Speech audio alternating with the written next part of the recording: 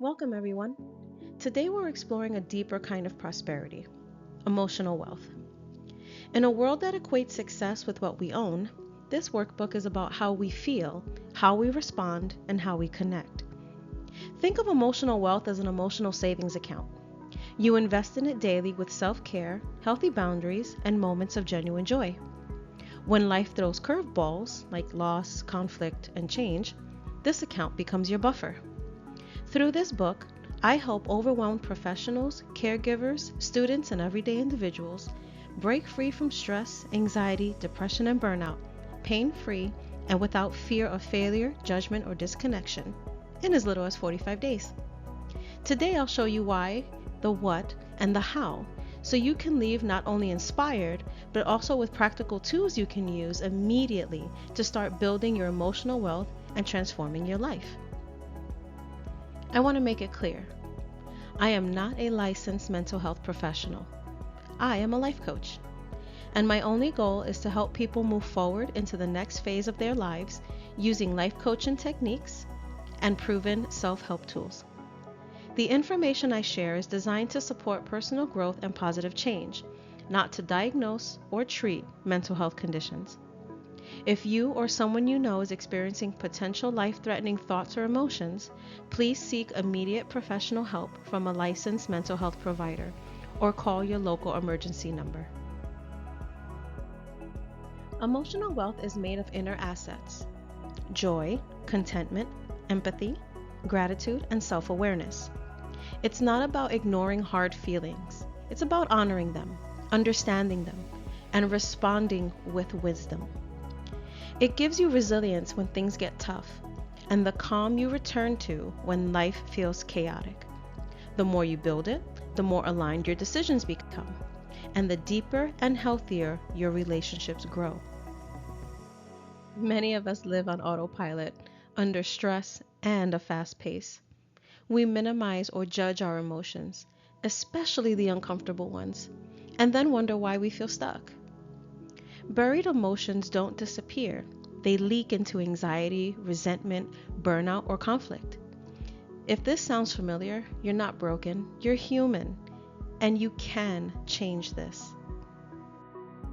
The roots often lie in cognitive distortions and old belief systems. Scripts like, I'm too much, I'm not enough, or I have to do it all alone. We also carry triggers from past experiences. Without skills for naming and regulating our emotions, we react instead of respond. The good news? Once you can see these patterns, you can shift them. Awareness creates choice, and choice creates change. Let's be honest about the price of staying the same. Emotional neglect compounds. Mental and physical health erode, relationships strain, and goals stall. Life starts to feel smaller. And the hardest part, we often pass these patterns down to the next generation through what we model. Doing nothing is a decision. Today is an invitation to choose differently. Here is the alternative. Emotional wealth raises happiness and purpose, strengthens communication and connection, improves mental and physical health, boosts creativity and productivity, and builds resilience in adversity. This isn't a theory. It's a practice that compounds through small, consistent investment. Know your starting point. Before we build, we measure. Let's do a quick self-check. Number 1. How do you usually feel at the start of your day? Number 2. What emotions show up the most? Number 3. What are your top 3 stressors, and who are your top 3 supports? Number 4. On a scale of 1 through 10, how emotionally wealthy do you feel today, and why did you choose that number? Remember, curiosity over criticism. Awareness is your first, most powerful deposit. Emotional intelligence is the engine of emotional wealth. Self-awareness, self-regulation, motivation, empathy, and social skills. Try a few of these micro tools. First we pause, then name. So we say things like I feel. Labeling reduces intensity. Perspective thinking. What might they be thinking or feeling? Validate. I see how that might be upsetting. Assertive clarity. Clarity needs no aggression. Small, repeatable skills equals big, rationale returns. Self-care is not luxury, it is maintenance. Integrate rest, nutrition, movement, mindfulness, and joy. Pair that with boundaries that protect your energy. Start tiny and consistent. So one earlier bedtime a week, one 10-minute walk, one mindful pause before you react. Adjust as little shifts. The goal is sustainability, not perfection. Resilience is a muscle built with repetition.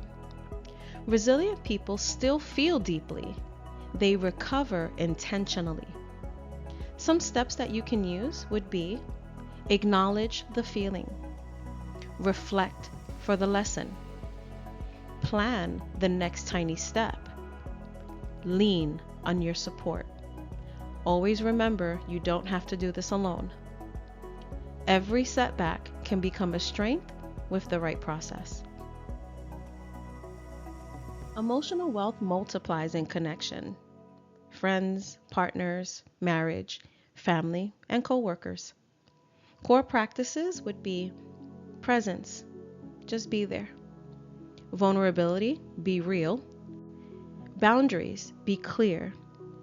Repair after rupture, own it up and apologize and adjust.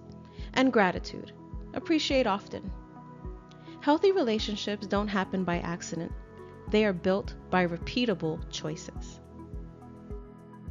Turn clarity into traction. Set smart emotional wellness goals.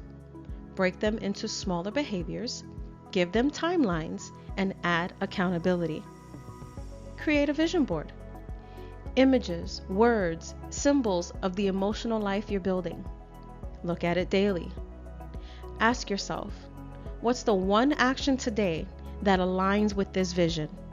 Remember, consistency beats intensity. Here's my invitation to you. Start today.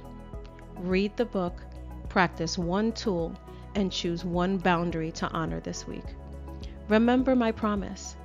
I help individuals overcome obstacles in their lives, pain-free and without fear, in as little as 45 days. Emotional wealth grows with every intentional step you take. Your life and the lives you touch are worth the investment.